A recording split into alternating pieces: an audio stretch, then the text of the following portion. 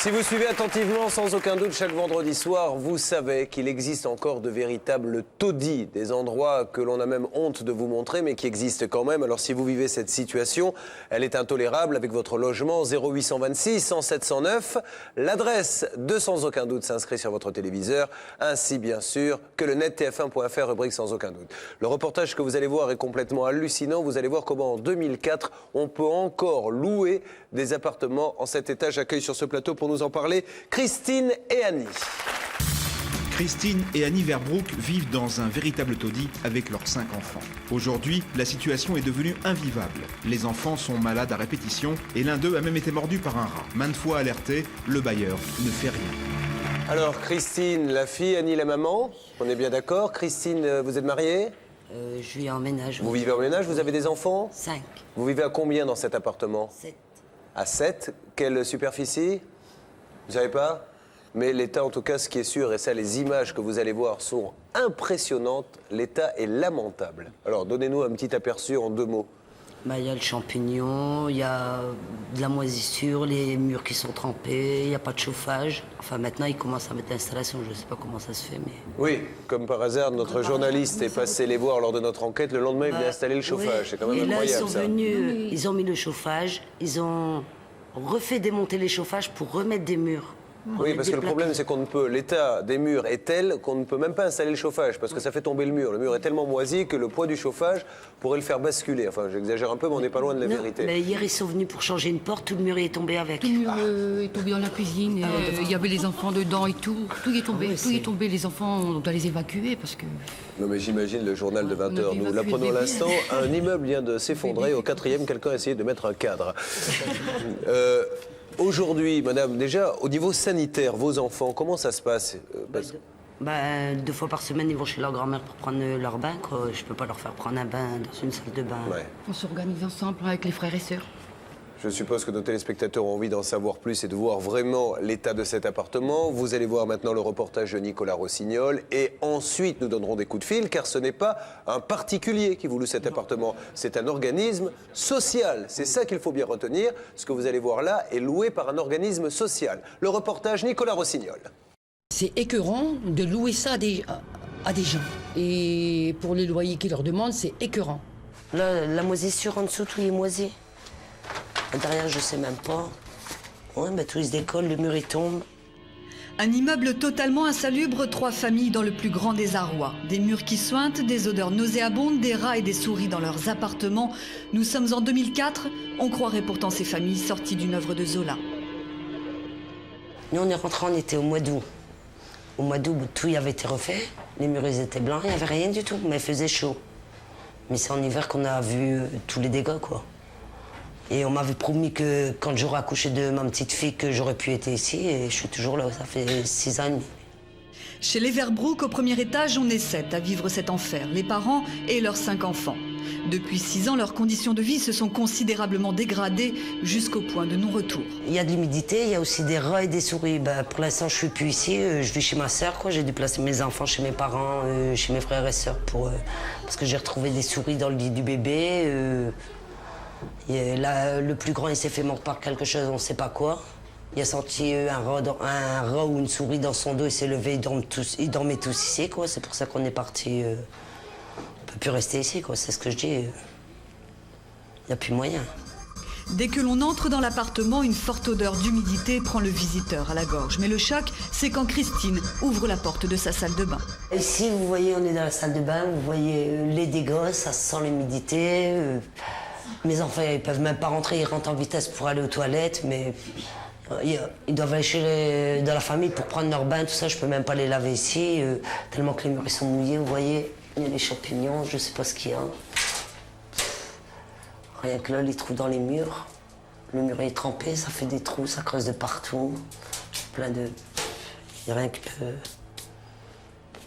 Des moisissures, des champignons, des joints pourris, un état de saleté catastrophique pour une pièce réservée normalement à l'hygiène. Mais au-delà du problème d'insalubrité, c'est la santé d'une famille qui est menacée. Mais depuis quel bébé, je dis non, moi je peux plus. Là, il y a sa santé qui est en jeu, quoi. Même la kiné, elle le dit aussi, quoi. Elle vient pour lui presque tous les jours. Et elle me dit, tant que vous serez ici, toi, ça n'améliorera pas la santé du bébé. C'est pas pour arranger les choses, quoi. Les certificats médicaux sont formels, les médecins conseillent vivement Overbrook de quitter les lieux. Le bébé enchaîne les infections et les problèmes respiratoires dus à l'humidité et les plus grands ne sont pas épargnés. Angine, bronchite, rhume à répétition, il faut voir l'état de leur chambre pour comprendre.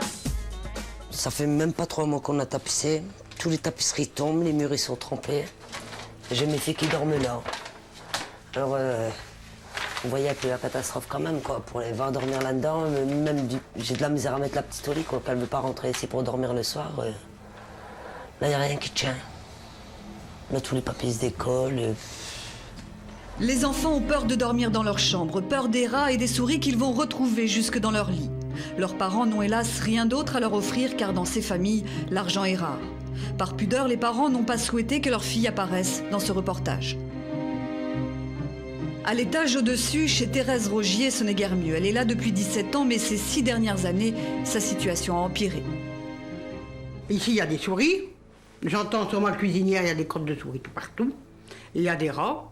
Après, l'humidité, quand tu tapisses, il n'y a rien qui tient. Ces enfants sont eux aussi malades chroniques et accumulent les problèmes respiratoires. Mais c'est dans la salle de bain de Thérèse que l'on perçoit le plus les désastres de l'humidité. Ben ici, il y a la catastrophe. C'est tout humide tout partout. Il y a des gouttes qui tombent, du plafond, tout. Ça, c'est tombé. Et ça, c'est tout noir. Voilà. Non seulement les murs sont sales et moisis, mais regardez bien les plafonds, ils sont constamment gorgés d'eau, ils suintent dans toute la maison. Le danger est permanent car les câbles électriques usés sont humides et risquent à tout moment de provoquer un court-circuit. La visite se poursuit. Au rez-de-chaussée, Michel Font, retraité, avec de graves soucis de santé, et lui aussi accumule les problèmes. Les rats, ils ont creusé par ici, en dessous la baignoire. Les crottes de rats, il y en a tout plein là. Des rats morts, on en a trouvé 2 en dessous la baignoire, qu'on a ramassés. Ils étaient ici. C'est atroce. Ah, ils doivent vivre comme ça? J'ai plus le courage de dormir chez moi. C'est une poubelle, ça doit être abattu. Ça doit être abattu, ces logements. Il n'y a pas de chauffage. C'est pas permis de louer ça à des gens avec des enfants en plus. Il y a des moments, j'ai envie d'aller rouspéter là-bas, hein. Ouh, oui, alors. Mais alors, si j'y vais, moi, je suis très méchante. Alors, c'est pas la peine que j'y vais, parce que sinon, ça va exploser. Là-bas, c'est-à-dire dans les bureaux de l'organisme qui loue ces logements sociaux. Cet organisme est en partie financé par la commune. À plusieurs reprises, les locataires ont manifesté leur colère et demandé une intervention en vain. Comment un bailleur social peut-il continuer à louer un tel taudis? Réponse en caméra cachée face aux élus. Moi, c'est la question que je me pose aujourd'hui. Qu'est-ce qu'on fait pour ces gens-là? Est-ce que décemment, on peut laisser un petit bébé de quelques mois vivre là-dedans? Non, vous savez très bien que ça a des répercussions sur la santé. Vous savez très bien que ces gamins ont des problèmes de respiration, des problèmes d'angine. Les gamins dans ces appartements ne vont pas bien. Qu'est-ce qu'on fait? J'ai pas les moyens de régler le problème national du logement, monsieur. Mais je parle pas d'un problème national, je parle de 3 appartements. Je vous parle du problème national du logement. Et moi, je vous parle de 3 logements, monsieur. Mais moi, je vous parle de celui-là. Oui. J'ai pas les moyens. Pourquoi est-ce que depuis 6 ans, vous leur dites oui, on va s'en occuper, vous ne faites rien? Je passe ma vie à faire des promesses aux gens, ça c'est vrai. Et ça, je vous le dis consciemment, volontairement. Des promesses dont vous savez que vous ne les tiendrez jamais? Si, je ne peux pas tout tenir. Donc vous faites des promesses, mais vous savez que vous ne pourrez peut-être pas toutes les tenir? Bien sûr, malheureusement. Notre interlocuteur est embarrassé. Il a le pouvoir de faire des promesses, mais de son propre aveu, il n'a pas les moyens de les tenir. Notre journaliste lui propose alors de constater par lui-même l'état d'insalubrité de l'immeuble. Une visite improvisée qui ne devrait pas poser de problème puisque nos 3 familles habitent à moins de 50 mètres de cet organisme. Est-ce que vous nous accompagnez, monsieur? On y retourne là tout de suite, nous. On y est dans 2 minutes. Je vous ai dit là tout à l'heure que je n'irai pas. Je n'irai pas. Et on vous a proposé gentiment de venir. Vous n'avez pas volé?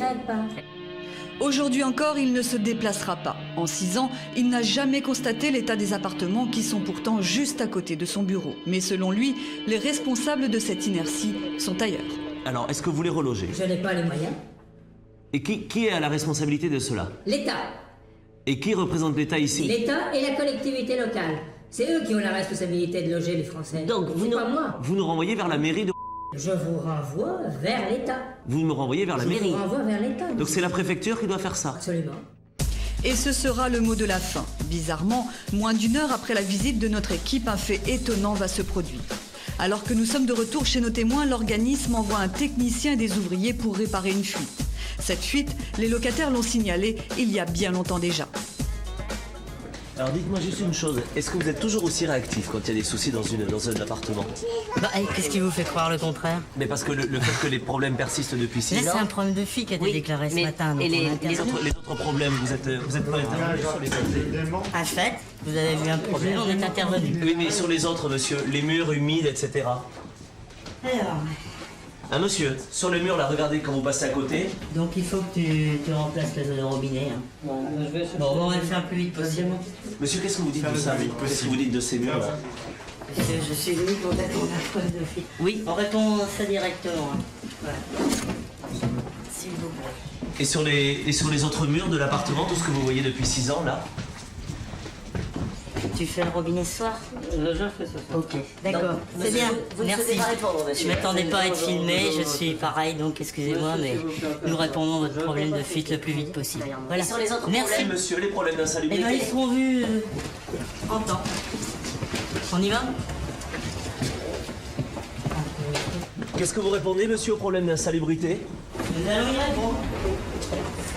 Comment on y va? Qu'est-ce qui vient de se passer, là? Ils sont venus pour une fuite d'eau, vous avez vu, vous les avez questionnés, même pas à y répondre. De toute façon, vous n'aurez pas de réponse avec eux. Ce soir, toutes ces familles vont dormir une fois encore dans un taudis au milieu des moisissures, avec pour toute consolation un robinet flambant neuf. Le reportage est signé Nicolas Rossignol. Je crois qu'il n'y a pas de mots pour exprimer ce que nous ressentons au vu de ces images. Dans son commentaire, il nous expliquait qu'on n'était pas loin de l'époque de Zola, je crois que c'est vrai. Et il ne faut pas tomber dans le panneau. Si ces messieurs sont venus réparer un robinet, c'est uniquement parce qu'il y avait un journaliste de l'émission qui est passé 1 heure avant. Ce que je trouve complètement navrant, c'est que la personne reconnaisse qu'elle passe sa vie à faire des promesses, sachant très bien qu'elle ne pourra jamais les tenir, ce qui fait qu'il y a des gens comme vous, dans cette association, qui doivent entendre « mais oui, ne vous inquiétez pas, on va venir », alors qu'on sait très bien qu'ils ne viendront jamais, et que surtout, il n'assume même pas, il n'a pas le courage d'aller voir de ses propres yeux le logement qui était seulement à 50 mètres. Comment vous jugez là ce qui a été dit, madame? Moi, de toute façon, j'ai demandé un rendez-vous avec lui. Il m'a reçu, mais je lui ai ramené, j'ai fait les photos moi-même de l'appartement, je lui ai ramené.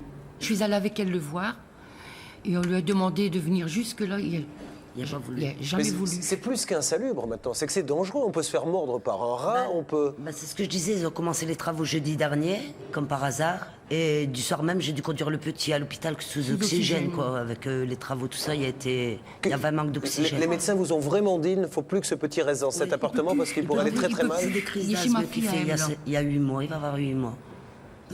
Il est chez ma sœur. Et c'est pareil pour la petite qui est au-dessus? Oui.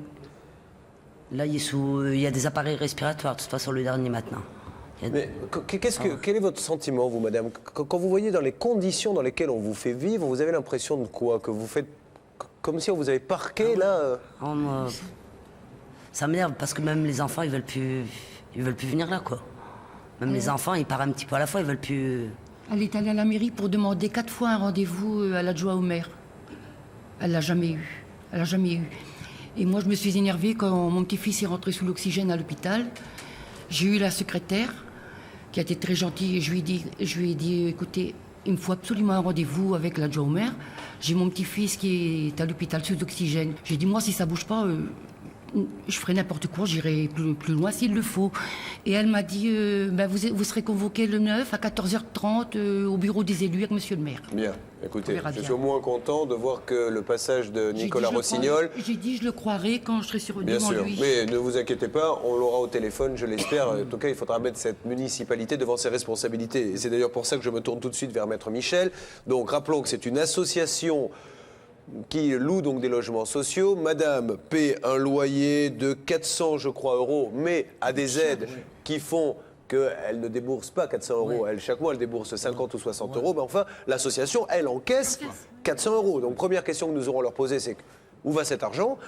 Deuxième question, est-ce que la municipalité, qui souvent nous dit dans ce genre de cas, mais c'est pas nous, c'est les logements sociaux, il faut voir avec eux, a une vraie responsabilité? Là, elle a une responsabilité totale. Le maire a ce qu'on appelle la police de l'hygiène. C'est-à-dire s'il y a un problème de salubrité publique, de santé, qu'il le connaît et qu'il ne le règle pas, il engage sa responsabilité personnelle. Si demain, l'enfant de madame a un problème grave, le maire a une responsabilité. Et dans ce cas-là... Ce que j'allais vous demander, si demain le petit avait quelque chose, je touche du bois pour que ça n'arrive pas, mais de très grave, elle pourrait se retourner vers la municipalité. Totalement, puisque le maire est informé que c'est dans son pouvoir de police. Ce qu'il faut savoir, c'est que là, le maire, venant visiter les lieux, ou envoyant un service qui existe dans toutes les mairies, qui est ce qu'on appelle le service de l'hygiène, constatant que les lieux sont inhabitables, a l'obligation de les déclarer insalubres et de reloger, le cas échéant, aux frais de la commune, à l'hôtel, en attendant qu'on trouve une solution, mais a l'obligation de reloger. Est-ce que, madame, vous avez l'impression, quand vous voyez les appartements des autres personnes, comme tous ceux qui sont dans ce studio, et le vôtre, vous avez l'impression d'être traités comme des moins que rien? Ah oui, moi, je n'ose pas faire venir quelqu'un chez moi, de toute façon. Même mes enfants, ils veulent ramener leurs copains, tout ça, ils disent non, c'est la honte. Des fois, ils voudraient bien faire venir leurs copains, leurs copines. Ils ont honte de faire venir des amis chez eux. Ceci étant dit, il vaut mieux pas parce que c'est dangereux. Imaginez qu'un copain se fasse mordre par un rat. En plus, vous auriez des ennuis par la suite. Oui, ils ont honte. Quand ils viennent sonner à la porte, attendant, on descend. Oui, mais ils veulent pas. Qu'est-ce que vous attendez aujourd'hui, madame, de cette émission? Essayer d'avoir un autre logement pour retourner pour les enfants qui reviennent, quoi. Parce que là... Puisque maintenant, vos enfants sont chez vous, madame. Chez moi, chez mon autre fils. Donc vous n'avez plus de vie de famille? Non. Je demande à la régie de faire un premier numéro, celui de l'association. Alors, évidemment, nous n'avons pas à attendre grand-chose de ce coup de fil, puisque c'est surtout, je pense, la mairie qui pourra avoir une action. Mais il serait bien de demander aux gens de cette association à quoi servent les loyers et revenir sur un petit peu ce qu'ils nous ont dit dans cette caméra cachée de Nicolas Rossignol. La régie fait le numéro.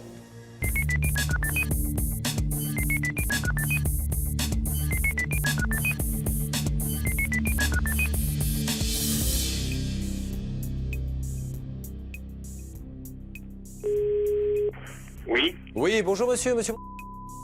Oui. Julien Courbet, sans aucun doute à l'appareil. Je ne vous dérange pas? Oui. Non, je vous en prie. Alors, on essaie de voir de quelle manière nous pouvons aider cette famille que vous connaissez bien. Nous nous sommes rendus sur place, vous le savez, avec des caméras pour filmer l'état de leur appartement. Je ne sais pas si vous avez eu l'occasion de voir cet appartement, monsieur, mais depuis 10 ans que je fais cette émission, je n'ai jamais vu un taudis pareil, avec des rats, avec des murs qui tombent. C'est même plus un taudis, je veux dire qu'avec un enfant malade qui est obligé d'aller à l'hôpital à cause de l'humidité. Donc aujourd'hui, monsieur, la première question que je voudrais vous poser, s'il vous plaît, parce que nous appellerons la mairie par la suite, c'est comment peut-on laisser des appartements dans un tel état ?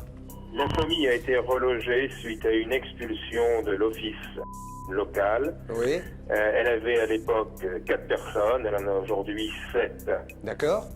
Ce surpeuplement, effectivement, n'était pas prévu au moment du relogement. Ça lui fait venir les rats. Mais, allô ? Oui, monsieur, mais le fait qu'ils soient... S'ils étaient seuls... Admettons qu'elle soit célibataire, ça ne serait pas ça serait pas normal non plus, monsieur. On conteste pas le fait qu'il soit serré là-dedans.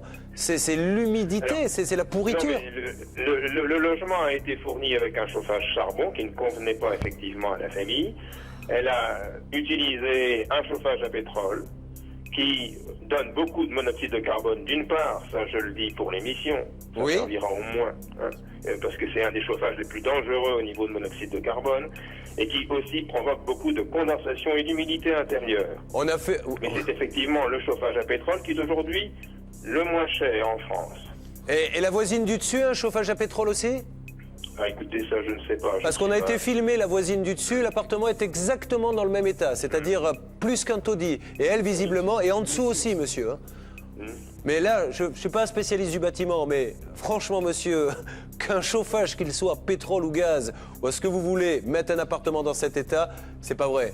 C'est inhumain, monsieur. Il y a des rats, il y a des souris. Alors, comment fonctionnez-vous? Parce que c'est ça que j'essaie de savoir. Donc vous touchez donc des loyers qui viennent soit de madame pour la petite partie qu'elle paie, qui est une 50aine d'euros, soit des allocations. Mais cet argent sert à quoi, monsieur? Cet argent sert effectivement à faire de l'entretien ou à aménager des logements pour toutes les personnes qui aujourd'hui manquent de logements. Vous savez qu'en France, on manque de plusieurs centaines de milliers de logements en France aujourd'hui. Ouais.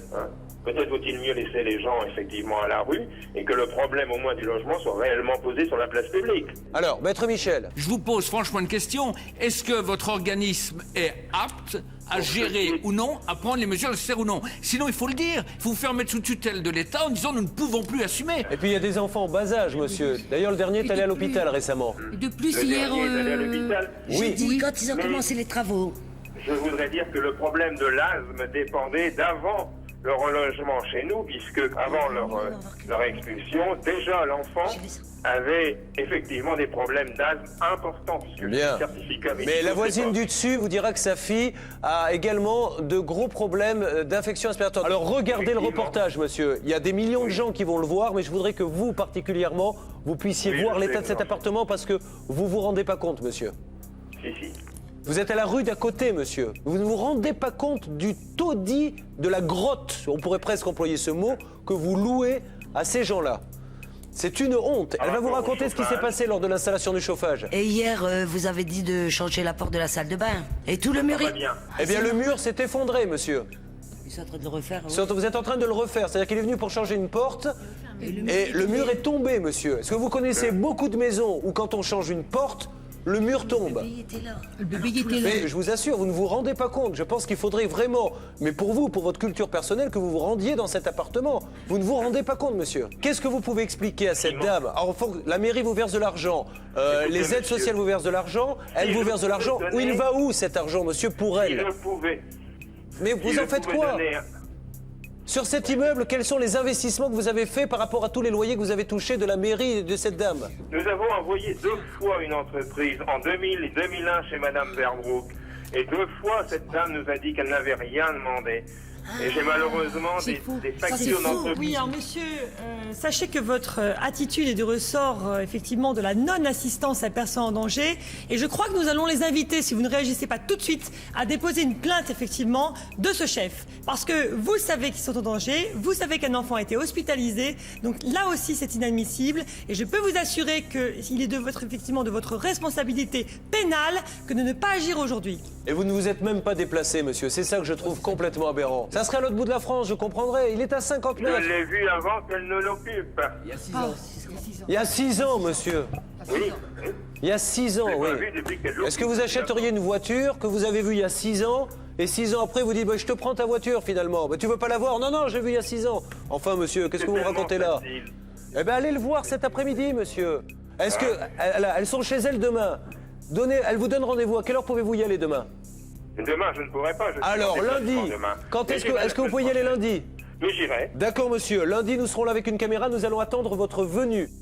Je vous remercie. Excusez-vous de vous avoir dérangé.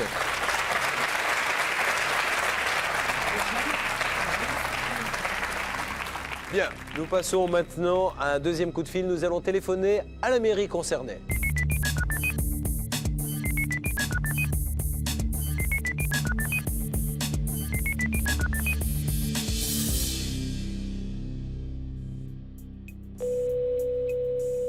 Allô, oui, bonjour. Oui, bonjour madame. Julien Courbet de l'émission Sans aucun doute sur TF1. Pardonnez-moi de vous déranger. Pardon? C'est une blague? Non, non, pas du tout, madame. Nous essayons de joindre monsieur le maire dans le cadre d'un reportage et d'une enquête que nous faisons dans l'émission. Non, c'est une blague, ça. Non, madame, c'est pas du tout une blague, je vous assure. Bon, rappelez-moi encore une fois votre nom. Julien Courbet. Ne quittez pas. Hein. Merci. Oui, allô? Allô? Oui. Bonjour. Oui, bonjour. Julien Courbet à l'appareil, désolé de vous déranger. Non, je vous en prie. Julien Courbet explique à son interlocutrice le problème de Christine et Annie Verbrook. Après quelques minutes, celle-ci nous dirige vers la personne en charge du dossier. On peut plus les laisser vivre comme ça, madame, parce que ces eaux-là, hein, vous verrez le reportage à la télé, c'est du jamais vu. Alors, que peut-on faire pour les aider? Je pense que là, on avait donc joint le pour proposer donc un relogement provisoire pendant le temps des travaux à cette famille. Ah, mais il nous l'a pas dit.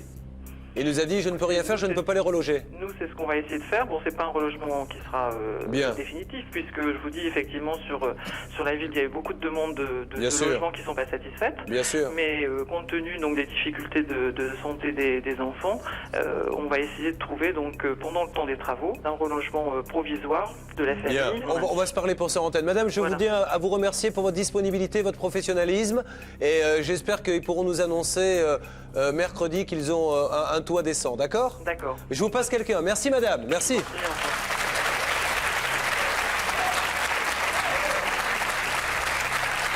Bien. Les choses sont bien parties. Faut tenir jusqu'à mardi. Vous allez être relogé. Je pense que cette dame va faire tout ce qu'il faut. Alors attention, que les choses soient bien claires. Ça risque d'être plus petit.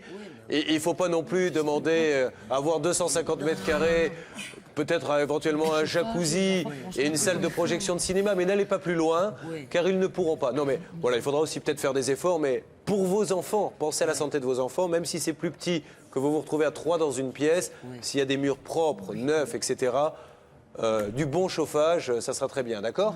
Oui. Normalement, d'ici la fin de semaine, début de semaine prochaine, j'espère vous aurez un nouvel appartement. Je vous remercie. Néanmoins, on a rendez-vous lundi. On va voir si ce monsieur tient sa promesse. Il sera là, nous serons là avec nos caméras et il y aura également la mairie. Et là, ils vont pouvoir regarder les dégâts ensemble et vous allez voir que le discours ne sera pas le même. OK ?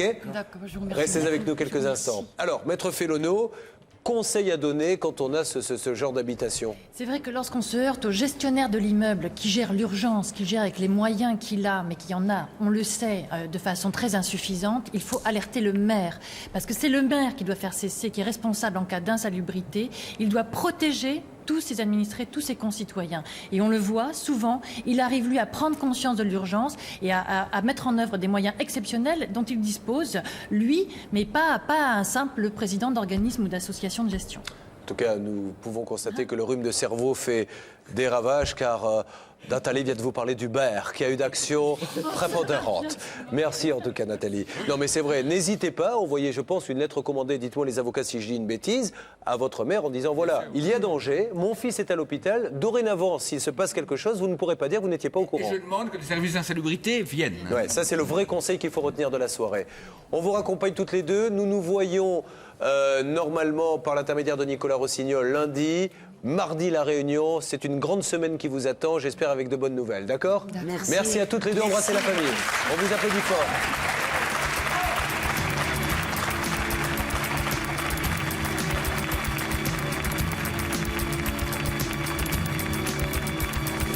Je suis surtout contente qu'on ait abouti à quelque chose grâce à vous, surtout à votre intervention, parce que sinon on n'y serait jamais arrivé. Ah, moi je suis contente. Et je remercie tout le monde, tout ce que vous avez fait, quoi. 5 jours plus tard, retour dans l'immeuble insalubre. Sur place, la directrice du cabinet du maire est présente. Elle a tenu sa promesse. Quant au directeur de l'organisme social, il n'a pas souhaité se déplacer malgré nos demandes répétées. Aujourd'hui, moi aussi, je suis d'accord avec vous, ce logement n'était pas décent pour cette famille avec des enfants. Malheureusement, ça ne doit pas être le seul. En plus, j'ose le dire. Bon, ici, déjà, il y en a 4. 4 qu'il faut reloger. Provisoirement, le temps des travaux. La représentante du maire reconnaît les lenteurs des procédures. Mieux, elle affirme que ce dossier aurait dû être traité beaucoup plus tôt. Ça a mis trop de temps, je ne vais pas le contester, ça a mis trop de temps.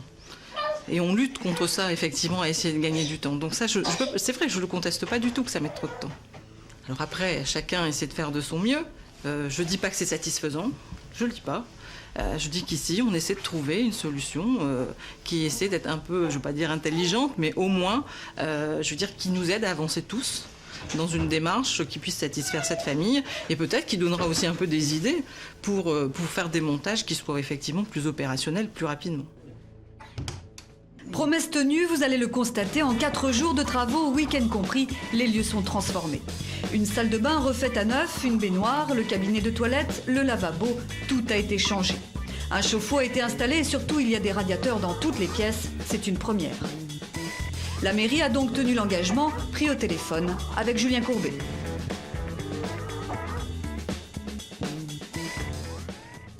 Il y a à peu près donc en prévision 1 mois de travaux, mais on travaillera tous dans l'intérêt des uns et des autres, c'est-à-dire qu'on essaiera de faire au plus vite pour que donc la famille soit pénalisée le moins longtemps possible, mais de le faire sérieusement. Donc si effectivement au regard des travaux ça prend un peu plus de temps, pour qu'aussi son réaménagement se fasse dans les meilleures conditions. Moi je suis contente de ce qui se passe, les travaux qu'ils avancent bien, quoi. Oui. Et pour la suite, un plan de bataille a été mis en place. Les familles vont être relogées pendant 1 mois, le temps que les travaux soient terminés. À leur retour, les murs, les planchers, les plafonds, tout sera refait à neuf. Il y aura enfin du chauffage dans tous les logements. C'est notre 2e visite et contrairement à la première fois, Madame Verbroek a retrouvé le sourire. Le lendemain de l'émission, ça a commencé. Le lendemain, oui, vraiment. Mais moi, je suis surtout contente pour mes petits-enfants parce que... Grâce à Sans Aucun Doute, ils vont enfin vivre dans un logement décent. Oh, c'est formidable. Oh, oui, moi, je suis contente. Franchement, tout a bougé grâce à vous. On serait arrivé à rien sans vous. Parce que ça fait longtemps qu'on a des promesses, il n'y a jamais rien qui...